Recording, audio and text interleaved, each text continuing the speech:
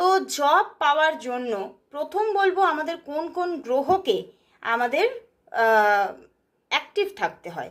এক হচ্ছে আমাদের বৃহস্পতিকে অ্যাক্টিভ থাকতে হবে, আমাদের স্যাটার্নকে অ্যাক্টিভ থাকতে হবে, এবং তার সঙ্গে একটা স্টেবল জব পাওয়ার জন্য অবশ্যই বুধ মাউন্টকে খুব ভালো হতে হবে। বুধ মাউন্টকে কিন্তু খুব পুষ্ট হতে হবে।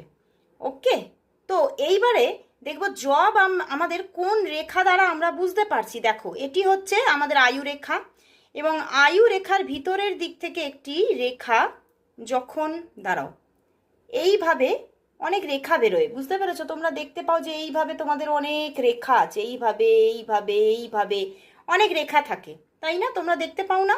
কিন্তু দেখবে কোনো রেখা গিয়ে এইটা যে ভাগ্যরেখায় টাচ করেছে, বুঝতে পেরেছো? ভাগ্যরেখায় গিয়ে টাচ করেছে, বা ধরো এখান থেকেই কোনো রেখা গিয়ে এইভাবে ভাগ্যরেখায় টাচ করেছে, বা কোনো রেখা আবার